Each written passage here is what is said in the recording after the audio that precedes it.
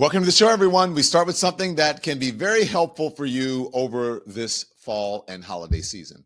You know those mornings after a good night out when you wake up thinking, why did I do that? Well, today's sponsor of the show is going to help.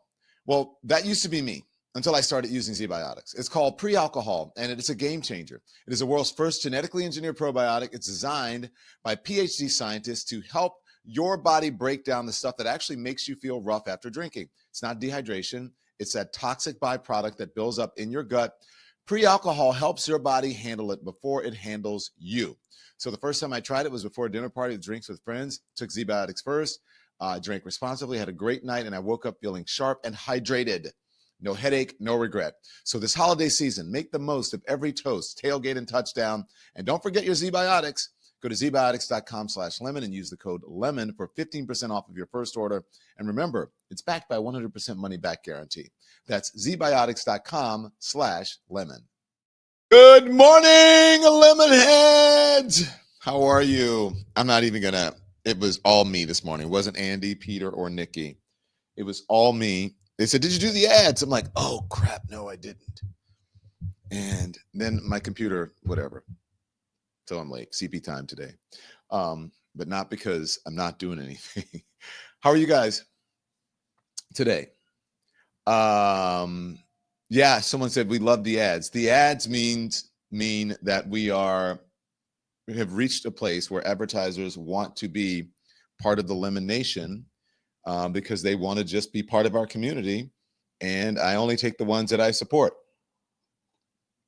I've been trying this Batty 15. And it's been working for me. We'll see. I don't know if you never know if it's stuff placebo, whatever, but I feel like it's working for me.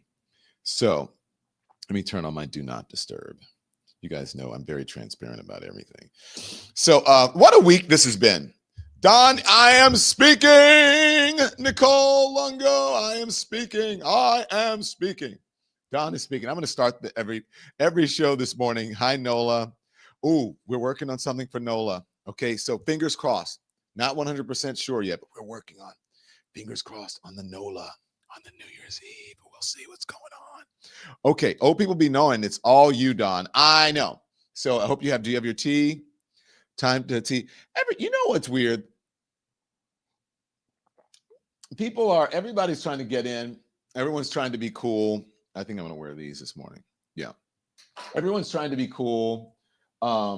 And I'm like, some folks like, just don't say spill the tea. It's like trying too hard, unless you're just a person who can pull it off. Like, oh, we're spilling the tea. These like corny people. It's like, come on. Y'all know we've been spilling tea for years. We started spilling the tea in the morning with Miss Wendy Williams, 10 a.m. Eastern time on Hot Topics here in New York City. I mean, you know what I'm talking about. Who is that? Marnie. I'm like, really? It just sounds so corny and forced. It's like, we need to do something that's really, really cool. And we're going to say we're spilling the tea. It's like, come on. You know, but we've been spilling the tea with Aunt Wendy forever. She invented the tea spill. And it's not tea, it's not really about the actual T. It's like, what's the T? It's about the letter T. Do you guys know about that? Google and tell me if you know what the T is really about. These aren't working either. So I'm going to try something. I'm like Fred Sanford with all these glasses. Okay, so let me tell you what's going on. By the way, hit the like and the whatever. And do we have our new like thingy and our new subscribe thingy? There we go. Like and subscribe. So make sure you hit the thumbs up. Make sure you subscribe and also become a member, okay? That is very important for our viability out here, so we can continue to spill the tea, if you know what I'm talking about. Okay. The tea is not for Trump. The tea is, let me tell you real quick, then I'll get into the show. It's not spilling it's supposed to be spilling the tea. Let me do it. Okay. It's gossip, and the T's original phrase is spill the tea stands for the truth. And the word T is more playful version of that sound that sounds the same. So it's like, what's the T is what's the truth, because people weren't telling the truth. So we spill the tea all the time because we tell the truth. So it's not really about, people think it's like, oh, the tea is hot. Yeah, that's good. I mean, that's the playful thing. But actually it means spilling the truth. Okay? Now you know. Don't be all like, be cool. Don't be all like uncool. Okay, so here's the deal. I want you to take a look at, this is what I thought about as I thought about the show this morning, why I'm a little bit late because I was writing. I want you to look at this thumbnail. Okay? Look at this thumbnail. Now, this is the tea right here. And that big thing is like the spilling. That's the economy spilling over the side of the earth, going past the earth's crust down into the galaxy of the universe because it is so awful. Look at that face. Look at the face on that thumbnail. You know exactly who that is, and you know exactly what that expression is. That is the face of a man who thought that he could bully his way through history, right? The face of a man who thought chaos was a strategy. And this week, for the first time in a long time, you can see something else creeping in around the edges. And you know what that is? That is doubt. Not your doubt, his doubt. Because if you look at the headlines from this week, if we have some headlines, put them up. If you look at the headlines, if you look at the clips, if you've been watching together, the story they tell is not about strength. It is about a movement that is finally running into a wall, and that wall is called reality. So let's start with the elections, because that's where we are this week. On Tuesday, voters went to the polls in Virginia, they went in New Jersey, they went in California, they went in New York City, and in all races all across the country, all of them pretty much, it was not good for the MAGA folks and the MAGA economy. And what did they say? In plain language, what did they say? In plain language that anybody can understand. Do you know what they said? They said, we are sick and tired of the circus. They said that we are tired of the cruelty. You guys said that you were tired of this experiment where we just hand the keys to the government, to a man who thinks that governing is the same thing as trending. Do you know what I'm saying? He thinks it's not the same as trending. You have to govern. Democrats dominated that first big election day of this term, coast to coast, in governor races, state house fights. Look at the people. Look at the people. Democrats didn't just rebound, they dominated. What did Hakeem Jeffrey say? Don't call it a comeback. I've been here all along. Don't call it a comeback. They dominated in ballot measures, state house fights, in all governor races. You know, in Virginia and New Jersey, they saw it, right? You saw it in New York City, in the mayor's race here. You saw it in California. Voters weren't voting for perfection. They were voting against the chaos. And yes, some of those Democrats are controversial. Some of those races were messy. But the mess, that's the thing. All right, can I say something?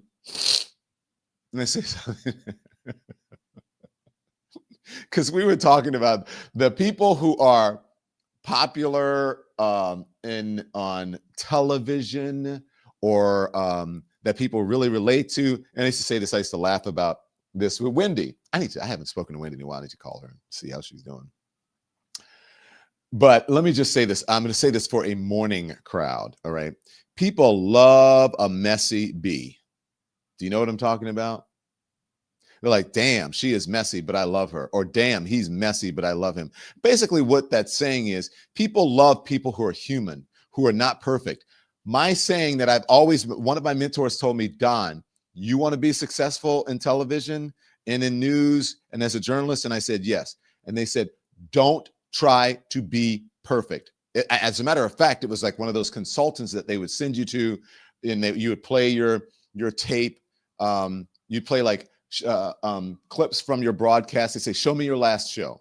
And then you would sit there with them, and it's painful to watch yourself. And they would say, you should do this, you should do that, blah, blah, all the best people. And they would say, all the best people in the business. Ted Koppel has weird hair, and he has this very interesting cadence. Barbara Walters sounds like this. You see where I'm going? Tom Brokaw has a lisp. Oprah is a black woman with some hips. You know, beautiful woman, but she wasn't a thin model rail, and she wasn't perfect. Katie Couric would burp on the air, and they go, "Excuse me," and people loved it. But somehow people have forgotten that now, and they think that everyone has to be perfect. That's why no one is watching, because everyone's a robot, and they're like worried about what people are going to say. But messy isn't the same thing as being cruel, and people love a messy bee. Messy isn't the same thing as lawless. You tell me if I'm wrong. Put up the comments. I want to see them. Authenticity, that's what they said. Perfection is boring. Messy isn't the same thing as waking up wondering, who did they drag off the street last night? Messy people don't drag people off the street. Messy people are like, oh, Lord, I had a rough night. Let me tell you what happened. That's what a messy person is. Oh, shit, I said something wrong. I didn't mean that. That's a messy person. But that's different than being cruel. Democrats, you need to learn that too. Al Franken wasn't a cruel person. He was funny. He's messy, but wasn't a cruel person. Thank you, Kristen Gillibrand. Ugh. People who lost their benefits today because of some rich man in Washington, they wanted a fight for the sake of a fight? No, that's not. That's not what they wanted. The people who are losing the benefits, some of those people are messy, but the people who are taking them away are cruel. We have a new mayor in New York City, Zohran Mamdani, young Muslim, left to center, a whole lot of firsts in one election. Whether you agree with him or not, his win tells you something important. And by the way, not perfect. Past some of the things he got skewered, lambasted for some of his statements in the past. And voters said, I don't care. We're all messy in some way. Voters weren't scared of the usual boogeyman, not by his name, not by his faith, not by the way he talks about public housing and policy and policing and foreign policy. They looked at him, they looked at the alternative, and they said, you know, we want something different, and we don't want perfection. He is perfect in his imperfection. That's what I always tell people. You are perfect in your imperfection. So if you wanted the clips from the week, if you watched the clips from the week, you saw the whiplash. You saw mainstream anchors trying to figure out how to say Democrats did really well. Oh, wow, did Democrats do well? Can we actually say that? Can we say that Democrats did well? And do we have to say like, well, but Republicans also did well, and maybe the Democrats could have been a little nicer in their concession speeches instead of, insulting the Democrats who had been calling me, meaning I'm the candidate, a fucking racist, and you want me to be nice to them. It could have been a little more conciliatory to fuck that. Democrats did really well without admitting that they have spent years telling you that this man in that thumbnail, Andy, please put that thumbnail back up, that this man in that thumbnail is inevitable. Well, that's the inevitable part. You saw panels dance around the fact that every time voters actually get a chance to weigh in and you give them a chance to understand the issues and you don't rush them, that they keep sending the same message. Enough. They're tired of being told, well, this is just what the country is now. No, that's what the elites, that's what the consultants, that's what the legacy pundits decided was good for ratings and good for their access. Then while those election results were still settling, we got another headline.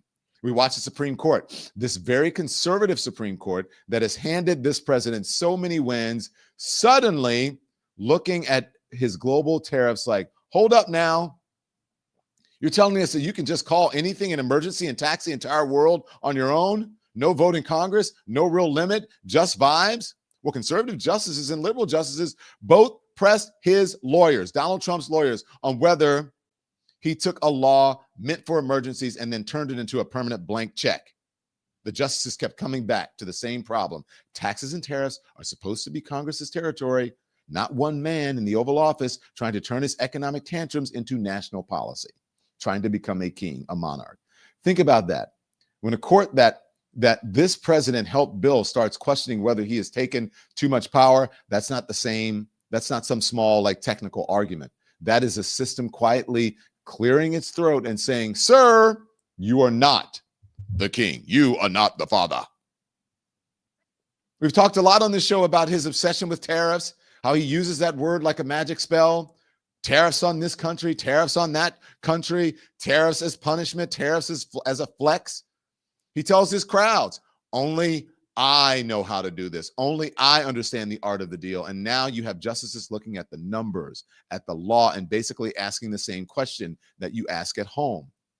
Are you even allowed to do that? Is he even allowed to do that? That's what the justices are asking. Because while he has been out there bragging about tough tariffs, Americans have been the ones really paying those prices. You have been paying those prices. The folks watching this show have been paying those prices. The ones buying groceries paying the prices. The small businesses trying to import goods paying the prices, higher prices. The families trying to keep their heads above water in a shutdown economy. Those are the folks who are paying for this. So now we have elections where voters are saying, no, thank you. We have a Supreme Court that is at least considering whether this man has gotten high off his own supply of executive power. And in the middle of that, you got another headline. Federal judge in Chicago had to step in and tell Immigration and Customs Enforcement that you cannot treat human beings like trash in your detention center. You cannot pack them like cattle, make them sleep on cold floors, let toilets overflow, and then call that law and order. The judge ordering ICE to clean it up, to provide beds, clean toilets. I mean, you would think that that's what people should have. That's what we're supposed to do in America. Showers, soap, meals that are actual meals.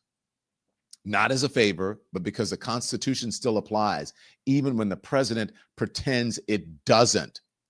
And what's happening in Chicago isn't in a vacuum. You have this long, ongoing operation in and around Chicago, raids tied to sanctuary policies, immigrants living with the constant fear that a knock on the door could mean a military-style team coming to take them away. You have federal forces deployed in multiple American cities now, supposedly to fight crime or homelessness or protests, but always in Democratic-led places. Places that didn't vote for him. Places that raise their voices. So picture that. Elections that reject his chaos, courts that are starting to question his power, judges who have to remind his agencies that the people they are holding are human. And over all of that, a government shutdown that's ground into its 30th day, a shutdown that started because this president wanted to prove a point and has now become a slow bleed on every working family in this country. This is what I mean when I say that you can see the doubt creeping in. Think back to the clips that we watched from morning shows this week. You saw anchors trying to explain why airport lines are stretching halfway through the terminal because unpaid workers are calling in sick. Here's a report from CBS. Airlines spent Thursday canceling flights for the weekend, a scramble touched off by Wednesday's surprise FAA order to cut flights from 40 high-traffic airports starting Friday. It's an effort to ease the burden on air traffic controllers who are working without pay due to the government shutdown amid surging sick calls. They want to make sure it's 100% safe. That's why they're doing it. The initial cuts will be modest, about 4% for the weekend, gradually stepping up to 10% likely by sometime next week. The major airports impacted will include Atlanta, Chicago, Dallas, Los Angeles, and all three in the New York City area. For flyers today, uncertainty. I don't want my safety just, in jeopardy. Plus, I don't want to be caught in the airport and not be able to fly where I need to go.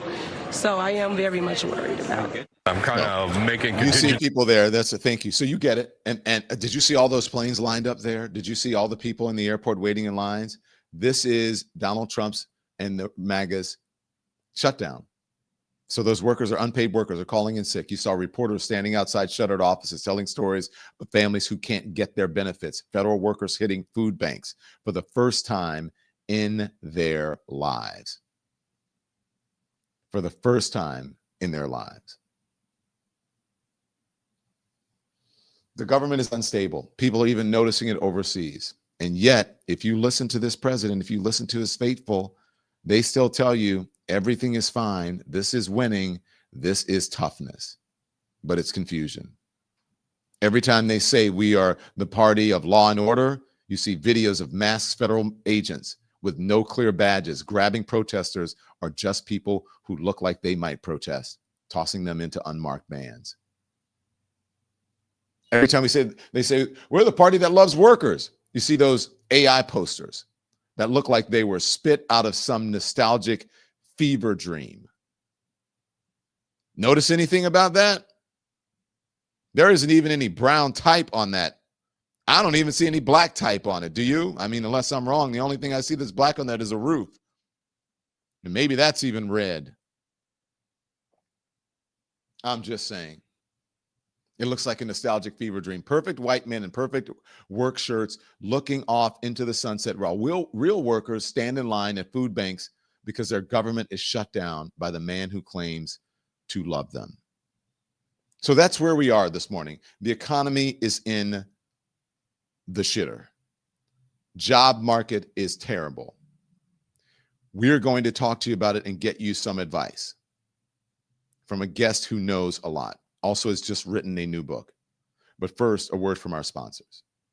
Support comes from Fatty 15. Okay, so the name is different, but let me tell you about it. Let's talk about aging, because I have hit the point where I notice when I don't get enough sleep, it's not good for me. You know what I mean? Sleep is very important, especially as you age. My joints are stiff, but my energy dips. And lately, I've been paying more attention to what's happening inside of my body, not just what's happening on the surface. And that's why I started taking Fatty 15. It is the first new essential fatty acid discovered in over 90 years, C15. And it is changing now how scientists think about healthy aging. The story behind it is wild, everyone, really wild. It was discovered while helping aging dolphins live longer, healthier lives. So now over 100 studies show that it can help protect your cells, it can help protect your skin, it can help improve your sleep, it focuses on your skin and all of those things. And it is vegan, okay? So, and it ships right to your door. Get 15% off of your first order at fatty15.com/lemon. Again, FATTY, fatty15.com/lemon. Support for the show comes from BetterHelp. As the days get shorter and sunlight fades earlier, I know a lot of people start to feel that seasonal dip. I know I do. I feel it. I felt it. I've been through it. But here's the thing. It's okay to talk about it. BetterHelp makes it easier to take that first step. It's online therapy that matches you with a licensed professional in days, not weeks. And if the first one isn't right, if it's not the right fit, you can switch at any time. This time of year, I try to check in on friends more, on family members more, and sometimes I remind them and myself that reaching out for help isn't weakness, it's self-care. So if you have been thinking about it, take this as your sign. Go to betterhelp.com/DonLemon and get 10% off of your first month. That's betterhelp.com/DonLemon, because none of us have to go through it alone. Thank you to our sponsors. Okay, let's bring in now Mr. Sam Caucci. He is the founder and CEO of One Huddle. He's also the author of a new book called Wasted Talent: How Greed, Exploitation, and the Promise of the Future of Work has failed the front line, and a plan to fix it. Also a friend of the show. One of our best rated episodes, Sam, when you were on, answering viewer questions, and I hope that you can do it as well. Thank you so much. I just want to play this, and I want you to be able to answer. We appreciate it. And thanks for, we're a little bit late, so thank you for being so patient. It really means a lot to us. Okay, this came in earlier in the week, Sam, and this is from CNBC. And CNBC is reporting on the economically, the worst October economically since 2003. That's what they say. Here it is. About the health of the job market. Steve Leisman joins us with the latest numbers from Challenger on job cuts. What's going on? Yeah, well, this is like a clue from like a cough or a sneeze or whatever. But announced corporate job cuts, Andrew, in the U.S. surging past 1 million so far this year, with 153,000 new layoffs announced just in October, according to Challenger. That is the worst October since 2003. Here are the numbers. October up 153. That compares with September. That's 100,000 more than September, and 100,000 more than this time last year in October 2024. Andy Challenger commenting, some industries are correcting after the hiring boom of the pandemic, but this comes as AI adoption, softening consumer and corporate spending, and rising costs drive belt tightening and hiring freezes. Announced layoffs don't always lead to actual cuts and could take place from attrition. But the report puts in perspective what we've been reporting here day after day, week after week. Series of marquee announcements unveiled in recent weeks across U.S. industries, including UPS, Amazon, Target, among others, Paramount, Rivian, all these companies there. Government has been responsible year to date for 308,000. But look at that, tech 141. That could be where you see a lot of the AI, maybe some in warehousing, but a big chunk of that's going to be UPS, as well as potentially some hit from reduced flows of trade. Retail's up there, as is services at 64,000. You take out the Doge cuts, the number's a bit better at 800,000, but still well above last year. Challengers doesn't see much in the way of hiring, saying announced plans are 35% below last year, and they're skeptical about the number of new hires for the holiday season.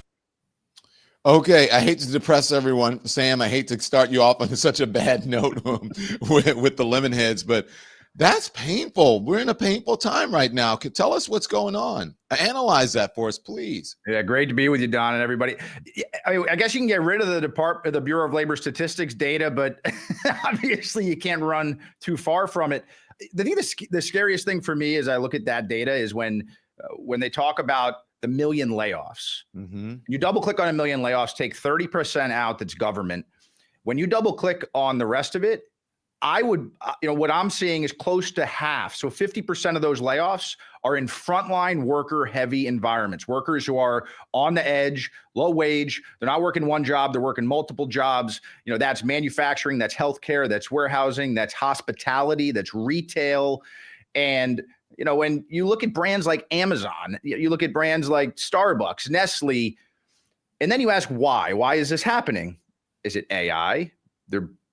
AI is a piece of it. Some of it may be an excuse related to AI right now, because I'm not sure how many companies are that sophisticated at it as they will be soon, but they're using it as cover. It's also, in many ways, softening, where companies are reducing spending at the worst time ever. Now you have a government shutdown, more excuses for reasons to reduce payroll. Audible CEO came out on a layoff. Audible, owned by Amazon, 14,000 workers. What did the CEO say in their letter to workers? He said that his quote was that we have to do it to boost, quote, focus and speed. So, in all of this, they're not running away from it. We're reducing labor. You have SNAP benefits being cut at a time when 1 in 5 frontline workers are relying on SNAP because of where wages are. It's all scary stuff. And, at the same time, we need to find a way through it. And maybe the best optimism of the week was what happened on Tuesday. Oh, you mean you mean the elections, right?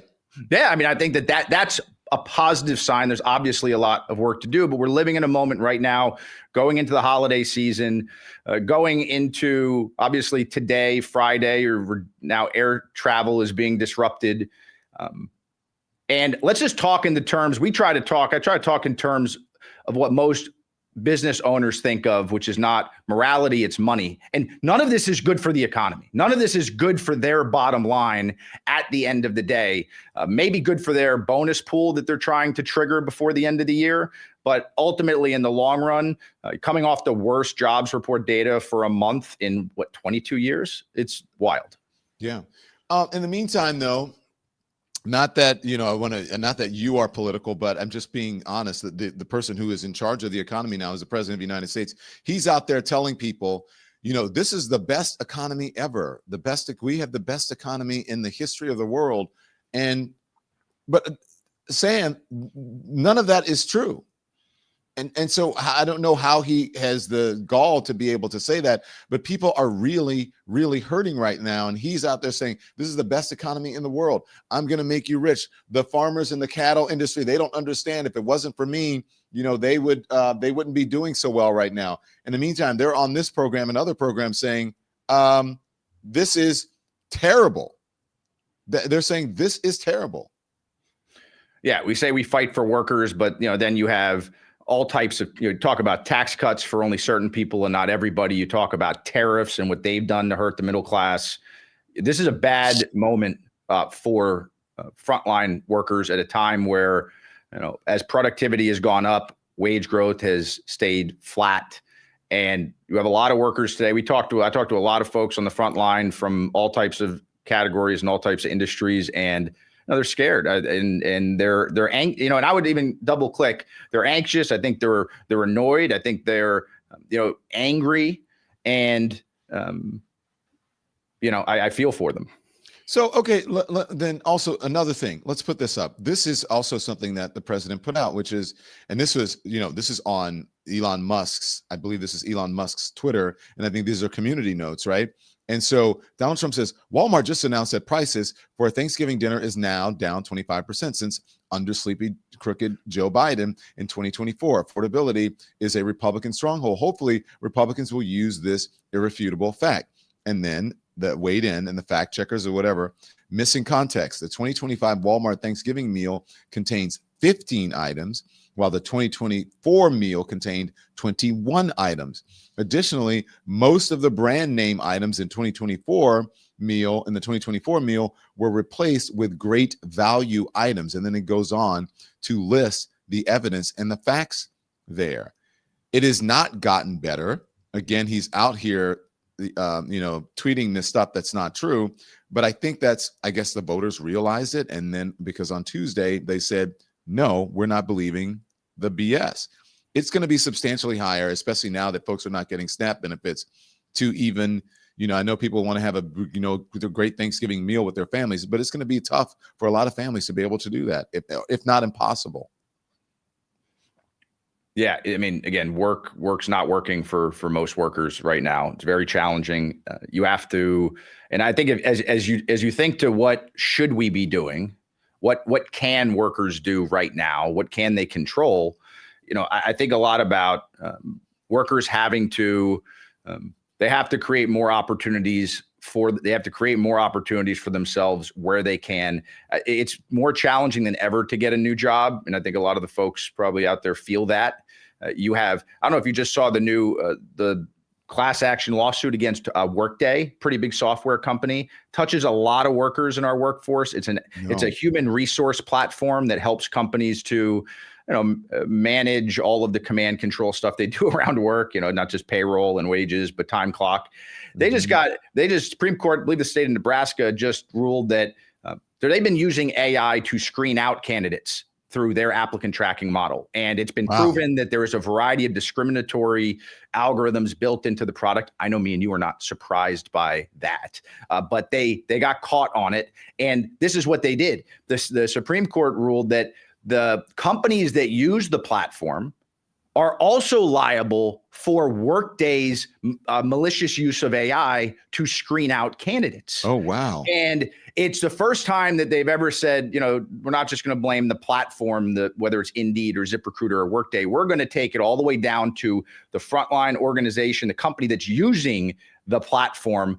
And this is good news. Like, this gives me hope, because it's putting it out there, something that we already know, that as organizations invest in this technology and they say they're doing it to be more efficient, to move faster, they're also doing it at the peril of workers on the front lines. And so back to what I was trying to get to on what can we be doing right now? I think workers need to be fighting. Wait, can you hold on? Because I want to get advice from you. So workers need to be fighting. Just hold that thought. But here's the thing. I have said, when I started doing this streaming business, and I said this to YouTube and to Spotify and to all of those, because everybody's on an algorithm, right? Which is part of artificial intelligence or just intelligence and whatever. And so I said, well, algorithms can be biased because it depends on who and what is programming them, right? And so this is sort of an indication and a confirmation to me that it is right. This is what the Workday lawsuit reveals about AI bias and how to prevent it. All right. And then, of course, there's a black worker right there. But it says HR finance company Workday Inc. is facing a collective action lawsuit based on claims that the artificial intelligence used by the company to screen job applicants discriminated against candidates 40 years old and over. And then it gives specific examples of that. So even AI can be biased. Even people can be affected, whether you're a minority or whatever. If you're in an older age group, you can also be discriminated against by artificial intelligence and by an algorithm, Sam. Yeah, it's wild. It's absolutely wild. Yeah. So as you were watching, as you saw this, where do you know anything about this lawsuit and where they are with it? Yeah, so again, it's working its way through the courts now. It's a pretty big class, and given the recent ruling, it is good. They're currently in discovery to find, and all the folks out there. I see a few in the feed already that are saying, "I use Workday. I have to use it for work." I'm sure there's a place out there that we can, make sure folks can circle back and try to make sure they're a part of the class. But I think they're currently in discovery to make the class bigger. And but it's putting Workday and it's putting other applicant tracking and recruiting products on notice that they have not only do they have there's something at risk for them for employing these AIs, but the small to mid to large enterprises that are also employing these products need to look. They have a responsibility to look deeper into the software they're investing in and then using to manage, lead, coach, control their people. Okay, Sam, so I interrupted you. Sorry about that. So you said, what can workers be doing now? And if someone says we use Workday at work, wow, what can workers be doing now? And if you have any questions for Sam, as you did last time, please put them in the chat and we will try to get an answer for you. So what should workers be doing now, you said? I think they should be playing the game. And what I mean by that is the tools that are being used and the tools that are in place to restrict, to block, to limit access to opportunities. My day job at One Huddle, we turn workforce training into games. So we see it and we do it to make workforce training more accessible to more workers. I spend a lot of time yelling at HR teams who give the fanciest softwares to certain workers and not to everybody else. And again, I think in all the environments I've been in, I talk to workers about, this is the game in the market. We have to play it. How do we play it now? Well, if AI is screening candidates out based off a variety of indicators, then we can use AI back against or as part of that process, whether you're building resumes or you're positioning your skills. There's a lot of candidates. Companies don't buy skills, they buy credentials. And that's an important point because organizations look for 4-year degrees, they look for 2-year degrees, they look for certifications and technical experience. So what employees need to do is one thing that they can do is they can use AI or their own efforts to make sure that they're presenting their resume, they're positioning in a way that taps into the things that employers are asking for. A lot of these AI models have learned a lot by what companies have prompted it with. So there isn't a channel and an opportunity to use that back in order to present themselves best to an organization. But I would say even more than that, that's maybe a technical piece of advice. But more than that, I think we need to fight for each other. There are more workers on the front line. There are more workers that are, roll your sleeves up, that come to work every day, from healthcare to hospitality to retail to manufacturing to warehousing, all these categories of work that category of work is a very powerful community, and fighting for each other means pushing back at frontline managers and frontline leadership for either skilling opportunities, position opportunities. When you see job positions open, we can't just apply for it through the front door. We have to find ways to, pseudo unionize, in a way, with the person to our left and the person to our right. And I know what I'm asking may sound, it's challenging because a lot of workers there's a lot that we're thinking about. We have limited, frontline workers pay for all of this, not with just their pocketbook, but with their time stretched, time poor. But if we're trying to figure out a way forward, we just did a great thing on Tuesday at the ballot box. Now we did it, with rallies over the last few months as well with our feet. Now what we need to be doing at work is challenging our direct leadership and our direct management by asking for more. And I think that is a place that everybody can start. Yeah, because the companies need good talent. And if all the good talent, if the people get together, and as you said, pseudo unionize, even if it's not an official union, the companies have to, or they're forced to pay attention. Sam, there's someone says, what do workers using Workday currently need to be concerned about? What if their workers are using it? What if the company is using? What they need to be concerned about, and what can they do? Yeah, so I think with platforms like Workday, and there's a number of other, if you work at a company that think any whatever software is being used to pay you, your payroll platform, manage your schedule. Here's a few. The first thing you can do is make sure you're not oversharing with those products. So one of the things I talk about in the book is employee surveys. So talk about the one thing that we shouldn't ever do. We should never, ever, ever, as an employee, do an employee survey about ourselves. And this is what companies are doing more and more today. They send out, one-on-one surveying to evaluate your work experience, evaluate how you're feeling about your current role in employment. That data is being used in many ways against the worker to command, control, and make leadership, hiring, firing, termination decisions. It's no different than why I don't believe you should ever rate an Uber driver. I don't think you should ever put any type of Google review out there on a restaurant.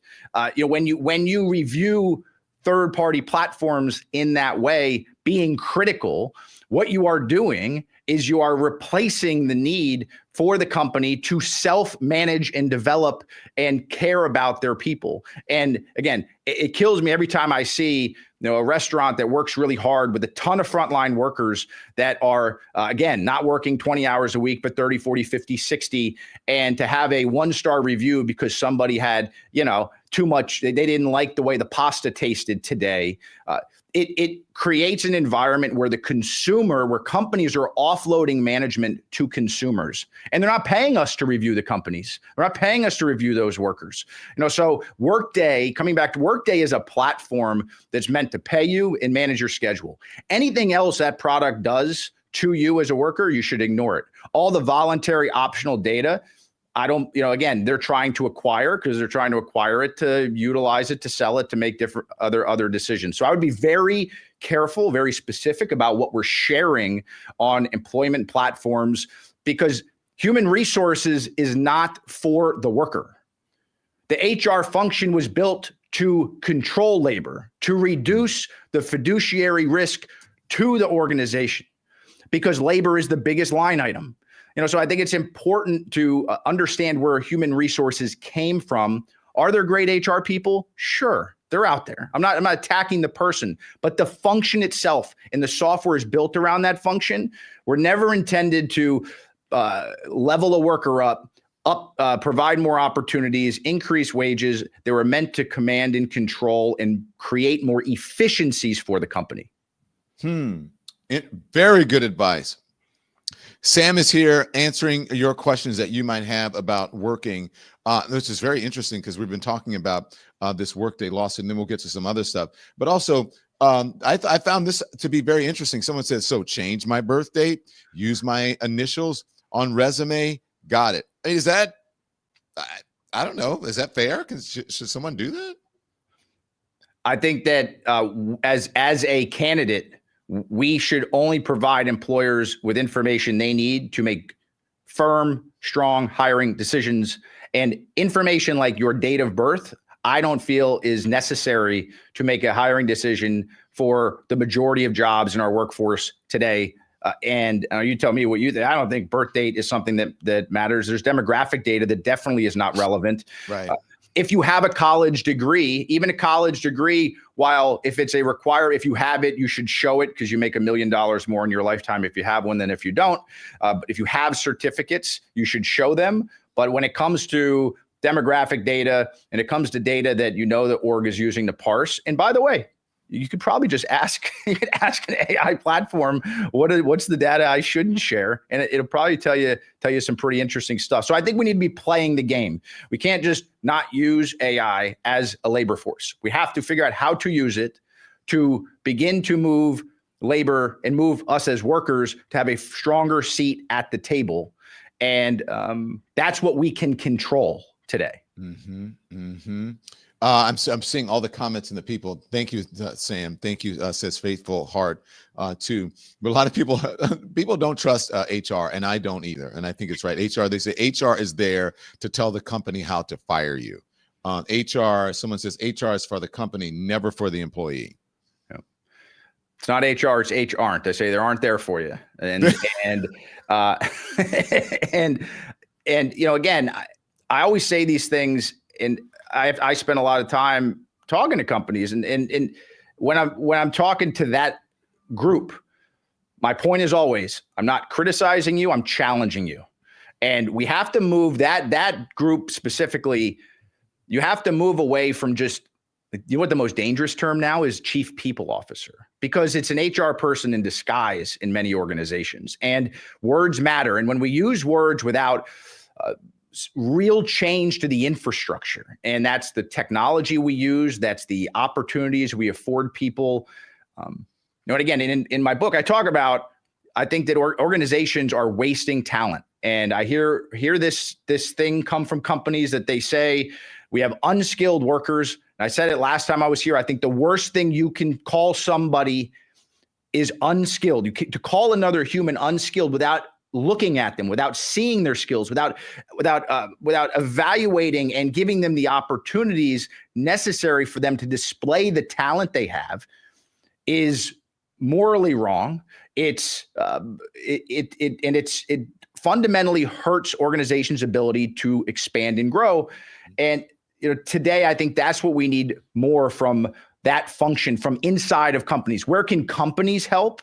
Like, companies can create an environment where every worker has the same opportunities to acquire the credentials necessary to win any job in their workforce. But you know what? Most workers don't know what the next job is. And if AI is going to change 50% of the tasks that make up work over the next decade, which is, what some McKinsey, vest has said, or, a bunch of other folks are out there saying what percent of work is going to shift. But if the majority of jobs are going to change, then workers need to be able to reskill quickly. And that's what I try to impress upon workers that I talk to, whether they're coming out of a reentry program here in Newark, New Jersey, or they're coming through a workforce program locally, or they're currently in a job or multiple jobs trying to lateral, is we need to be great at learning new things, because what we're good at today may not be a task in a job tomorrow. And this is where the government shutdown really hurts workers right now, because WIOA funding and local workforce community dollars are cut off in workforce centers across the country. We don't talk about that. It's not just SNAP. It's not just turning off flights. It's not just what's happening with layoffs. It's that in the United States of America, we are ranked 34 out of 35 countries in investment and workforce skilling. It's 0.1% of GDP. We have to ask ourselves, are we a skill building nation? And we aren't, which again tells us a lot. And, again, we're talking about advice to workers, and it means that we have to do more. I wish organizations did more, but in the absence of that, we need to do more. We need to challenge elected officials. We need to challenge our academic institutions. We need to challenge private sector companies to do more too. And we need to do it authentically, like you said in your opening, and we need to do it together. Sam, any other advice that you have? Any other advice that you have for folks before we move on to? I want to talk about SNAP benefits. I'm not sure if you're the person to talk about that, and healthcare, because that's really important to a lot of people. That's going to take money out of a paycheck if they're already getting it, or you know what I mean, or they just won't have health insurance because they can't afford it. Yeah, I think the only other piece of advice is, and I'm saying it pop up a few times in the chat, what I said around companies not buying skills, they buy credentials. Okay. And this is an area where you can play the game. A worker I was just talking to this week works in a retail environment, has been working for this well-known retail brand for a number of years, has done every job on the front line from, night shift to day shift to now assistant manager. As layoffs happened, assistant managers are now not really assistant managers. They're workers that we give assistant manager titles to because we think the title means something, but we make them do all the tasks of the frontline worker. So that's the position that this worker is in. I'm sure a lot of people know folks like that they get promoted to a manager title, and then they're largely doing a lot of the same functions they were doing before, sometimes for less money. And one of the things that we talked about is over 3 years in that job, well, he didn't earn a college degree. He didn't earn a 2-year certification. He didn't earn, badges on LinkedIn Learning. There's a variety of things that he is of informal credentials. So if you think about a college degree or a 2-year certification or a OSHA training or a food safety training as a formal paper certification, there's a ton of informal credentials that this worker has accumulated in their job, in their role, and challenge them to just, stamp them as your own on your resume. Put them out there that you were the top retail rep in, XYZ area in the month of January 2024. And one piece of advice is everybody here you got game. I would say you got a lot of skills. Maybe we have to be a little bit more creative to show it right now, because if we don't fight for ourselves as workers, HR, they aren't going to do it. They're not going to give you the benefit of the doubt in the interview process. So, it's on us to find ways to do it, not just for ourselves, but maybe look to your left or your right today at work and help the person next to you as well do the same.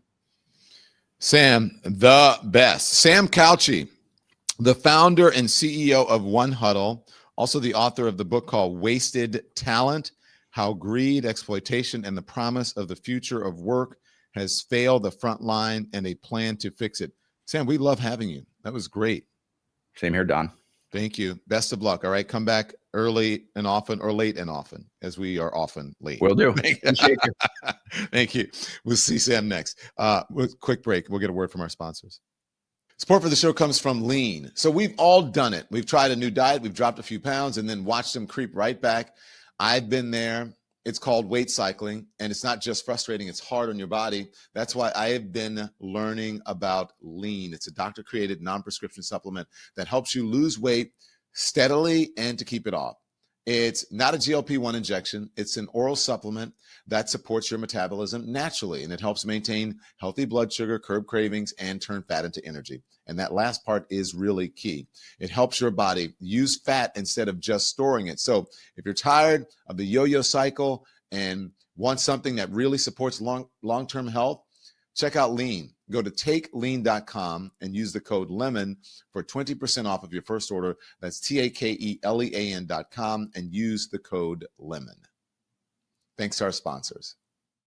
Thank you to all of our sponsors. Okay, so, I started talking this morning. That was great stuff. I always want to give you guys stuff. Yesterday, we got advice from an attorney on immigration and what to do if you see things happening, people being picked up off the streets, what your rights were. We always want to offer you something that is very helpful to you.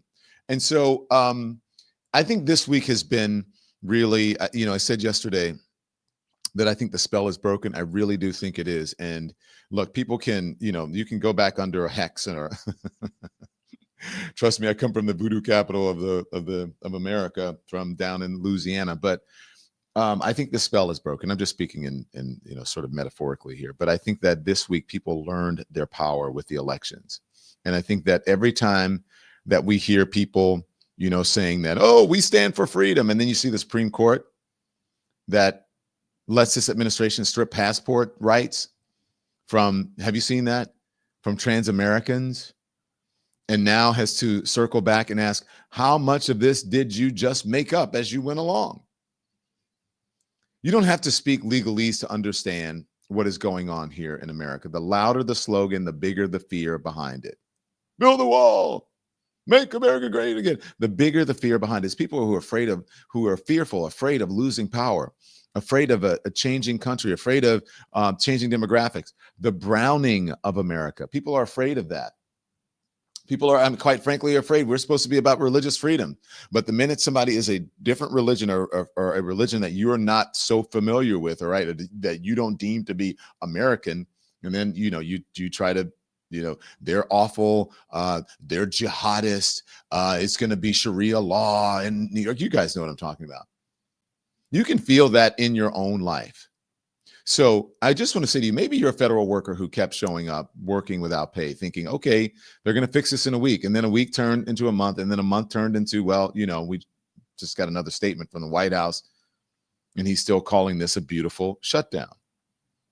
Maybe you're an immigrant in Chicago who came here to work, to live, to raise your kids, to work at a preschool or daycare, and now you're checking around the corner before you walk to the bus stop because you don't know if an armored truck is going to roll up and snatch your neighbor or snatch you. Maybe you're just a parent who watched the election returns on Tuesday night and you thought, finally people are waking up. So here's what I want you to hear this morning, okay? You're not crazy. You're not alone. You're not powerless. You are not powerless. You are not powerless. And you have to be positive. You have to operate from a mindset of abundance and not scarcity, a mindset of positivity and not negativity. Yes, we could all do more, but every movement starts as an idea and it starts small, just like a seedling. And, even before the seed, there's nothing there. And then the seed, and then that grows. The idea or the seed is planted and then that grows. The story of this week isn't just that Democrats had a good night. It's not just that the Supreme Court is finally, it looks like they're pushing back on one of this president's favorite toys. It's not just that a judge in Chicago told ICE to behave like human beings who understands the Bill of Rights. The story of this week is that everywhere you look, people are hitting their limit with this experiment. Voters are hitting their limits. Judges are hitting their limits. Even some Republicans are hitting their limits. Marjorie Taylor Greene, it's a pivot, but I'm just saying, even some Republicans are hitting their limits, however softly they say it into a camera. So we saw that in some of the clips from Capitol Hill, the ones where Republicans tried to spin the election results as no big deal, just some local thing, in blue states and blue cities. Then if you listen closely, you're going to hear that crack in their voice when they admit that young voters aren't buying what they're selling, that suburban voters are just walking away, that the very people they thought they could scare with crime and immigration and culture wars are now more afraid of what happens if they keep these folks, these MAGA folks, these people who don't believe in the Constitution in power. You can't gaslight an entire country forever. You can try, but you can't do it forever. At some point, people look at their rent, they look at their grocery bill, they look at their kids' school supplies, the military trucks rolling through their streets, and they say, I don't care what you call this. I know what it feels like. I know this ain't right. So again, more directly to you for a moment, because if you're watching this show, you probably already have an opinion about this president. You might love him.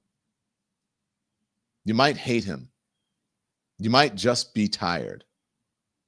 But set that aside for a second, and I want you to look at the pattern.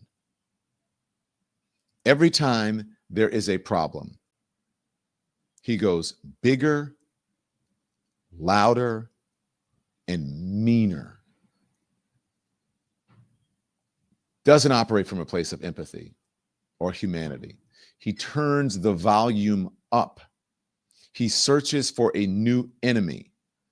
Immigrants, judges, journalists, cities, colleges.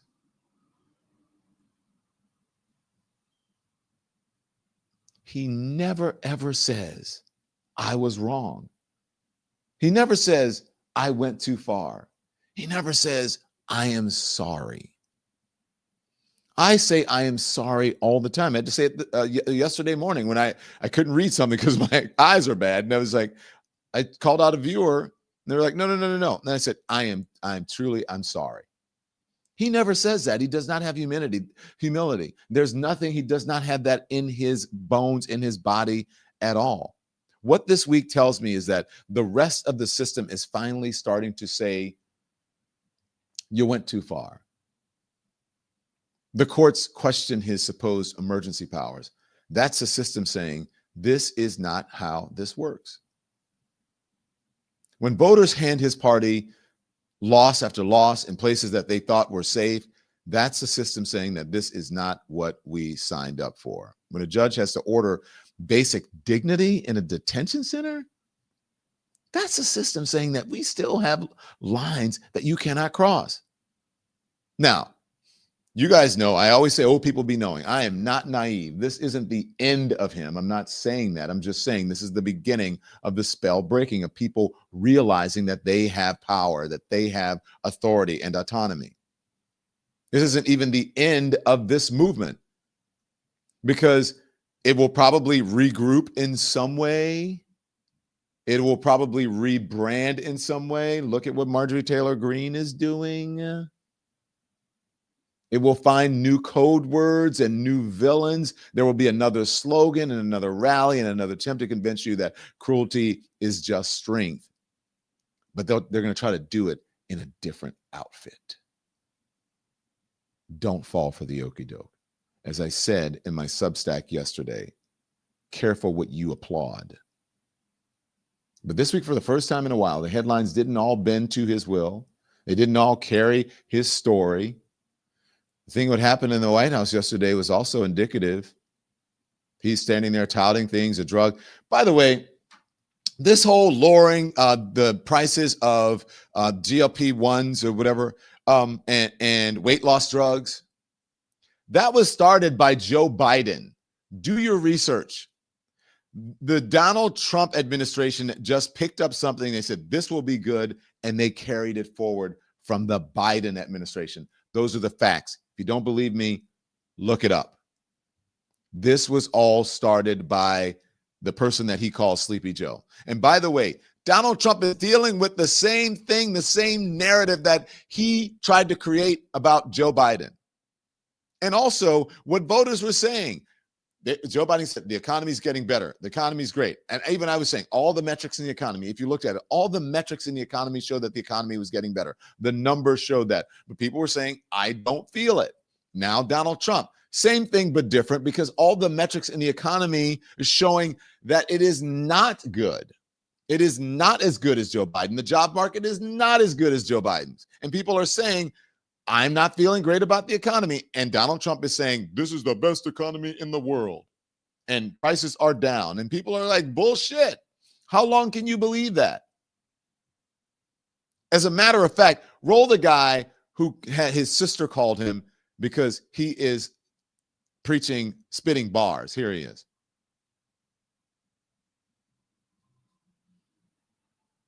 So I truly encourage all of my friends and anybody who knows the truth and lives in reality. My sister just called me for some money.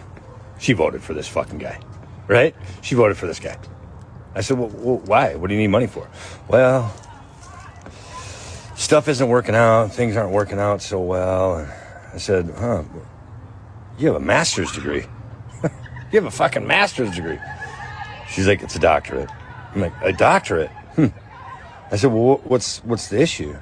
Well, some of the benefits that I usually get, they haven't come through. I said, well, what about the money mom and dad gave you?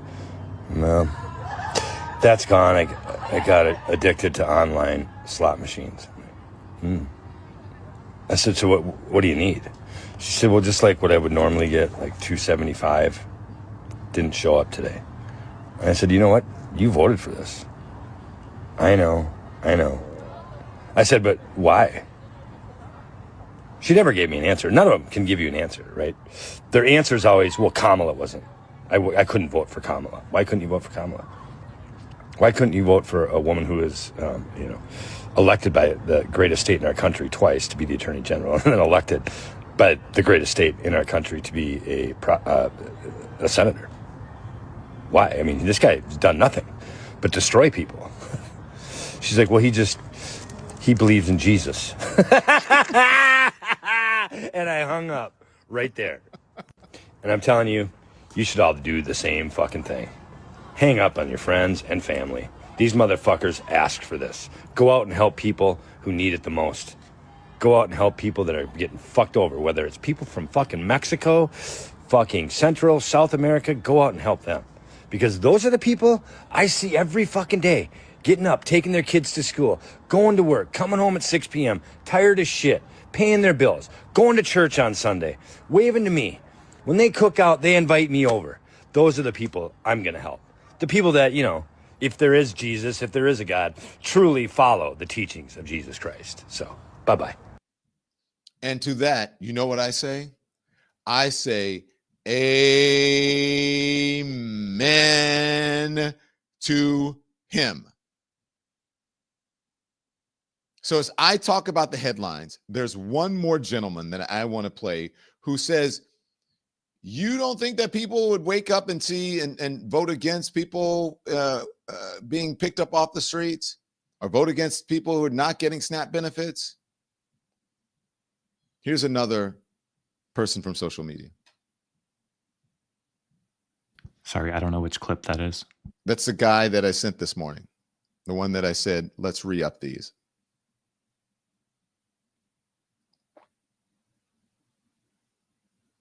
Yeah, I'm just not sure which of those you're talking about. Okay, I'll send it to you. Hang on one second. Let me go back in here and resend it. Stand by, everybody, because I want you to see this guy. Stand by. It is... Oh, come on. My computer is going really slow. Now I have the circle, the spinning circle of, you know what, of death on the computer. Here it is. I'll send it to you right now, Andy.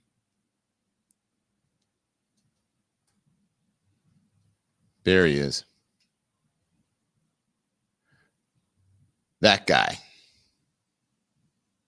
Yo, damn, that's crazy. Who would have fucking thought that trying to end birthright citizenship, build your own private army of masked men who kidnap brown folks and throw them into the back of fucking U-Hauls with no due process, roll back policy that helps marginalized citizens, gut the American jobs market and bankrupt the American farmer, give tax cuts to the rich by cutting the health care of poor folks, trying to cover up the largest sex trafficking ring in American fucking history, and building a golden fucking ballroom while actively trying to starve American fucking children would prove to be so fucking unpopular. Let last night serve as a reminder that that flag will never stand as a shield for the hate that this administration gives, and always for the love and the hope of the American people. Now that's some country ass shit right there. And guess what? We want our fucking flag back. Raise your right hand, please. Okay, good. Thank you, Andy. I appreciate that. So look, that's what the headlines are telling you this week, and that's what people are telling you. The headlines didn't carry Donald Trump's story. They told a different story. One where voters, judges, and yes, even some conservatives on the highest court drew a line. So what do we do with all that? We don't just cheer and move on. We don't just post a meme and go back to sleep. We don't just even post social media videos like that. I think you do what the guy says. Someone calls you and whatever, and you believe they fucked around and they found out, hang up on them and go actually help someone who is actually suffering and who feels more patriotic. Maybe they're undocumented, but they feel more American. They have more of the American spirit than these crazy ass people who are out here and still supporting MAGA. He's a famous country singer. Yes, thank you very much. So we take all of this as proof that showing up still matters, proof that voting still matters, proof that lawsuits still matter, proof that journalism still matters. It still matters, everyone, if you're listening, even when the big outlets are late to the truth. Proof that when you raise your voice, somebody hears it, even if it takes too long. Now, I want you to remember what it felt like to see those results come in on Tuesday night, to see how some of those races that were supposed to be easy wins for his people, for Donald Trump's people, that they went the other way. Hold on to that feeling, because that's what they're afraid of. Not one protest, to my point, right? Not one protest, not one No Kings protest. You got to keep the momentum. Not one headline. The steady, relentless refusal of regular people to accept this as normal. That's what's going to change things. So this morning, as you, I don't know, drink your coffee, you get ready for lunch, whatever, you get ready to, whatever you're doing, I want you to ask yourself one question. If the man, put that thumbnail up for me, Andy. Please, sir. If the man in this thumbnail really had it all under control, if this movement was really as strong as they tell you it is, would we be seeing all of this pushback all at the same time? Would we see voters choosing people who talk about justice and inclusion over fear? Would we see courts pressing his lawyers about basic limits of power? Would we see judges reminding these goons these marauders, his agents, his secret police, that people in custody are human beings, not props in some reality show? Or would we see what we're seeing right now, a leader who looks more cornered than confident? A movement that I believe the spell is broken, that sounds more desperate than sure of itself. Look, I can't tell you how this ends. I can tell you what this week has showed me,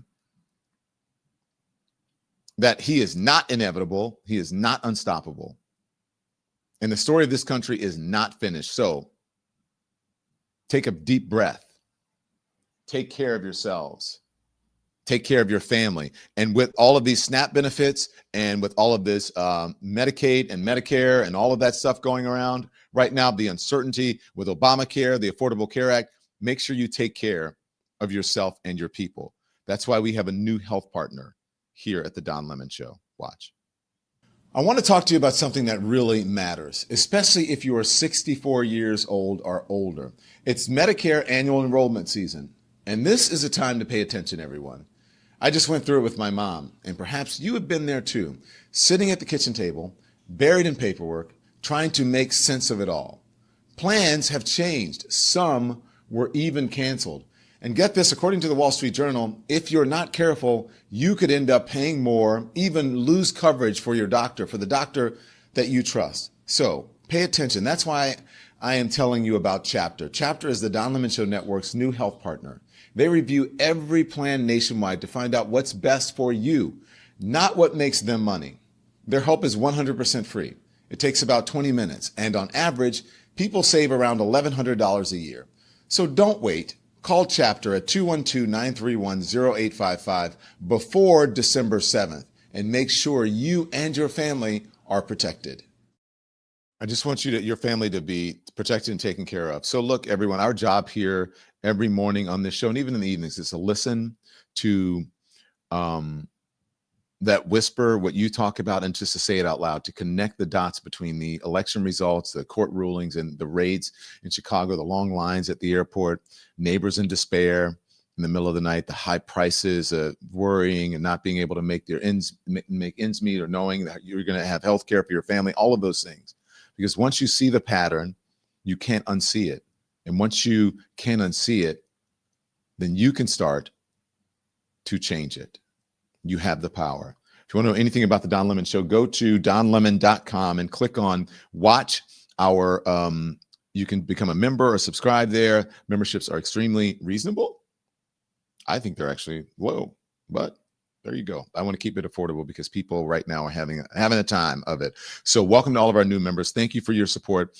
If you want to, you can, we got the merch. You want to know where you can get this shirt? I love this shirt. I think this is one of my favorite colors.